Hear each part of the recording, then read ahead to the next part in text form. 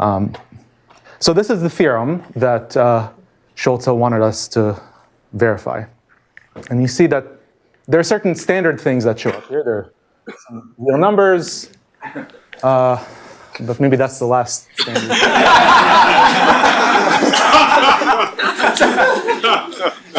So already we have a profinite set. It's a trivial abelian group. Okay. Now, you'll see pretty quickly that there's an issue because condensed sets are defined as sheaves on the category of compact Hausdorff spaces, or it turns out that it's the same as sheaves on the category of profinite spaces, and the same as sheaves on extremely disconnected spaces.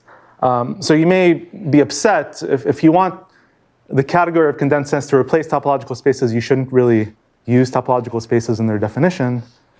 Here I've used certain kinds of topological spaces in the definition. It turns out that's not an issue.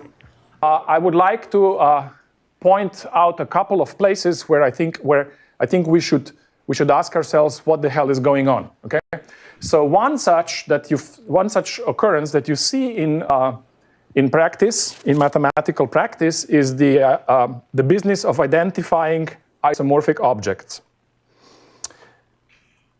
It's easy to find examples. I inserted the last one just 1 hour ago. So, a common mathematical text will say something like, right?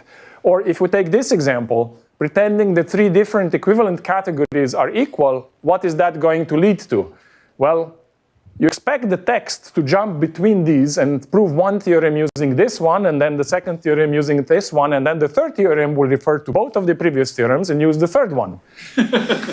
and you feel that this was already pointed out by Benedict in his talk. And then you feel like, oh, how bad could it be? Maybe we just need to transfer along equivalences, right? And this is precisely what mathematicians will say. They'll say, well, okay, so most of the time they won't say anything because they're slightly embarrassed, I think. But if you push them on this point, they're going to say, oh, yeah, but these are equivalent categories, and everything that we're doing here is category theoretically kosher. That is to say, it is invariant under categorical equivalence. So clearly we can translate one setting to the other, okay? It is far from clear when you try to actually do this formally. It's far from clear. So this is another piece of mathematics which is not really satisfactory